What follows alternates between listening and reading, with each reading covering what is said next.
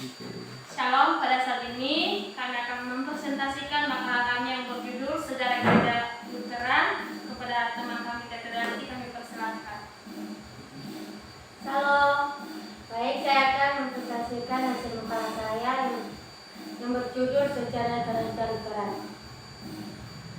Martin Luther adalah merupakan tokoh yang tidak asing lagi untuk kita dengar. Aliran atau gereja Lutheran. Lutheran mengambil namanya dari tokoh reformasi ini sambil menegaskan bahwa mereka berpedoman pada ajaran Luther. Kendati Luther sendiri sebenarnya tidak ingin namanya diacu dalam nama sebuah aliran atau gereja. Di lingkungan gereja Protestan sedunia, aliran atau dominasi Lutheran merupakan yang tertua dan terbanyak jumlahnya. Gereja penganutnya yaitu sekitar 60 juta jiwa.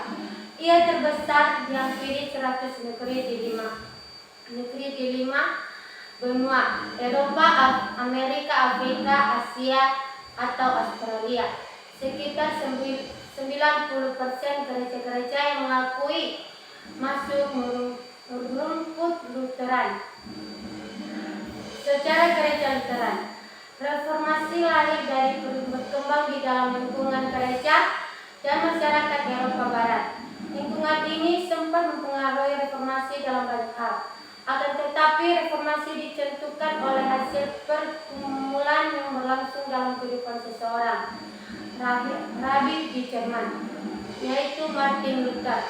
Martin Luther lahir dibesarkan dalam keluarga yang setia kepada gereja Katolik Roma. Pada umur 21 tahun, Luther meninggalkan studinya dan masuk ke dalam biara. Luther adalah salah seorang biarawan yang paling serius. Ia menempuh jalan keselamatan yang ditunjukkan oleh gereja zamannya dengan sungguh-sungguh. Tetapi ia mengalami banyak jalan, itu adalah jalan buntu. Akhirnya, barangkali pada tahun 1514, Luther menemukan jalan keluar dari kesusahannya. Jalan itu dibuka oleh pengertian baru tentang perkataan-perkataan Paulus dalam Roma 1:16-17. Di tengah pergumulannya, Luther telah bertemu dengan Allah. Tetapi Allah ditemukannya di dalam Alkitab itu selain sifatnya daripada Allah yang telah dikenalnya dalam ajaran gereja. Luther telah menghayati hubungan antara Allah manusia dengan cara yang baru. Penghayatan inilah yang menjadikan titik tolak maupun pusat bagi gereja reformasi. Luther adalah sebuah nama yang diberikan oleh pengikut Martin Luther, sang reformator gereja. Kendati Luther sendiri sebenarnya tidak ingin namanya diajukan dalam nama sebuah aliran atau gereja. Sulit ditentukan dengan pasti kapan aliran ini mulai muncul, sebab hingga aliran ini diberi nama Lutheran. Ia melalui proses yang cukup panjang dan rumit, tetapi jika kita mengacu pada proses pembangkuan ajaran Luther tahun 1530, dapat kita sebut sebagai awal kemunculan aliran Lutheran. Sebab pada tahun tersebut untuk pertama kali terbit sebuah dokumen yang berisikan ajaran Lutheran. Pokok-pokok ajaran Lutheran yaitu 1. Pusat ajaran Lutheran. Firman dan sakramen adalah kata-kata kunci dalam kehidupan gereja-gereja Lutheran dan merupakan pusat ajaran Luther. Bagi Luther, sakramen adalah firman yang kelihatan atau yang diperagakan keyakinan Luther bahwa keselamatan hanya diperoleh berdasarkan kasih karunia melalui iman atau sola gratia dan sola fide. Diungkapkan dengan jelas di dalam penafsiran dan pengandalan gereja-gereja Lutheran atas Alkitab dan cara mereka merayakan perjamuan kudus. Yang kedua, sakramen atau khususnya perjamuan kudus.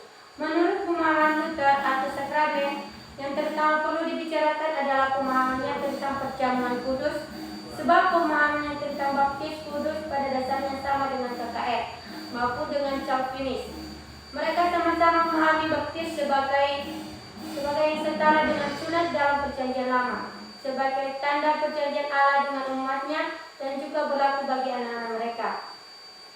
Yang ketiga, jabatan dan tata gereja.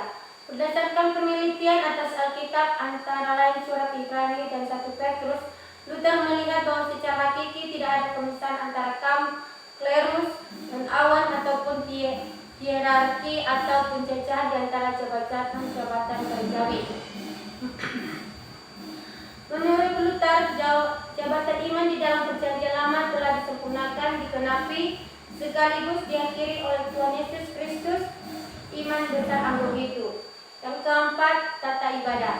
Menurut Luther, yang terpenting dalam ibadah adalah bagaimana agar gereja mengalami dengan nyata tindakan penyelamatan Allah di dalam Kristus. Dan itu hanya bisa dialami bila kepada mereka firman diberitakan dengan murni dan dalam bahasa yang dapat dimengerti jemaat, dan sakramen dilayani dengan benar. Sekian, terima kasih. Baik, sekian dan terima kasih dari hasil presentasi saya. Salam.